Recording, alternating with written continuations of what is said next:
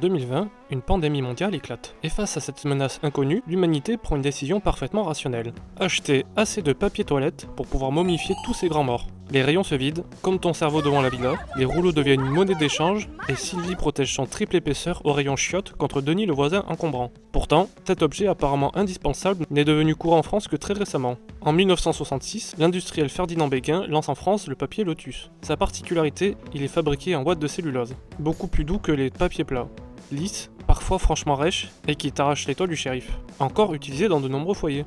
Le papier toilette entre alors dans l'ère du confort. Parce qu'avant cela, aller aux toilettes pouvait aussi servir de séance d'exfoliation. Remontons dans les années 30. Aux États-Unis, Northern Paper Mills fait la publicité d'un papier toilette garanti sans écharde. Cela ne prouve pas que tous les rouleaux précédents transformaient systématiquement les toilettes en atelier de menuiserie à merde, mais les procédés de fabrication à base de pâte de bois pouvaient laisser des fibres et de petits fragments suffisamment gênants pour que l'absence d'écharde devienne un argument commercial. Le moelleux n'est donc pas arrivé avec le premier rouleau. Il a fallu plusieurs décennies pour que le produit devienne réellement doux, comme ton petit frère qui veut que tu joues avec lui à la console alors que tu vas juste le défoncer par aigreur. Le 22 décembre 1891, l'inventeur américain Seth Wheeler obtient le brevet. Son rouleau est divisé en feuilles par des incisions latérales, tout en conservant de petites attaches permettant de les détacher une par une.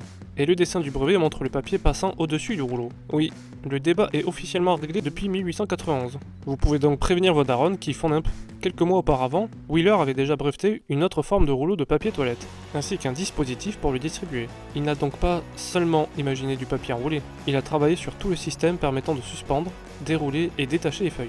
En 1890, E. Irving Scott et son frère Clarence Scott commencent à commercialiser du papier toilette en rouleau avec leur entreprise, la Scott Paper Company. À l'époque, le sujet est tellement embarrassant, du moins plus embarrassant que ta cousine la folle en pleine crise, que les magasins hésitent à exporter le produit et que certains fabricants vendent leurs rouleaux sous le nom de leur distributeur. La société des frères Scott avait été fondée à Philadelphie en 1879.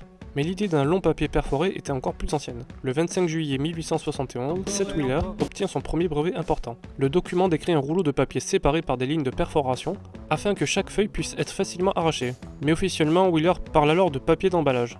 Le principe essentiel du rouleau prédécoupé existe donc déjà, 20 ans avant son brevet consacré explicitement au papier toilette. On pouvait à la limite s'emballer le fion. En 1857, Joseph C. Gatty commercialise à New York l'un des premiers papiers fabriqués spécialement pour l'hygiène intime. Son Gatty's Medicated Paper n'est pas vendu en rouleau, mais en paquets de feuilles séparées. Fabriqué à partir de fibres de manille et présenté comme un produit médical. Il est notamment censé lutter contre les hémorroïdes provoquées, selon sa publicité, par l'encre toxique des vieux journaux. Et non tes 2 heures de WC au fond du jardin. Gatty fait même imprimer son nom sur les feuilles. C'est probablement le seul homme de l'histoire à avoir voulu que son nom se fasse salir. Et si on remonte encore, autour de 1534, Rabelais parle déjà du sujet dans Gargantua. Son personnage teste plein de matériaux pour se torcher, dont le papier. Il n'est pas convaincu. Mais c'est important, parce que ça prouve qu'en Europe, au XVIe siècle, l'idée d'utiliser du papier existe déjà. Elle est juste loin d'être standard, ou marketée avec un petit chiot mignon sur l'emballage. Puis on arrive en Chine, en 1393, sous la dynastie Ming. À ce moment-là, le papier toilette existe déjà. Mais plutôt version luxe impérial que pack familial en promo. Des documents administratifs chinois signalent 720 000 feuilles pour la cour et 15 000 feuilles douces parfumées pour la famille impériale. Pendant qu'une partie de l'Europe utilise encore ce qu'elle trouve sous la main, comme du foin ou les cheveux de ta grand-tante. La cour chinoise, elle, dispose déjà d'un service premium. La trace écrite la plus ancienne généralement reconnue nous ramène vers l'année 589.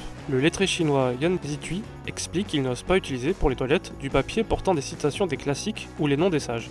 Sa remarque ne décrit pas encore une industrie spécialisée, mais elle prouve que l'usage hygiénique du papier était déjà suffisamment banal pour nécessiter une règle de respect envers les textes. Avant cela, les solutions variaient selon les lieux. Eau, tissus, végétaux, ou encore fragments de céramique ou pessoa dans le monde gréco-romain. Au final, le papier toilette n'a pas été inventé en une seule fois. Yan Zitui en documente l'usage, Joseph Gatty le commercialise, Seth Wheeler perfectionne le rouleau et les frères Scott contribuent à le diffuser. Plus de 13 siècles d'évolution pour que mamie stocke 15 paquets dans sa remise, avec 15 packs d'eau minérale cette vieille folle. Donc la prochaine fois que tu vides le rayon PQ, tu pourras penser à Denis le voisin,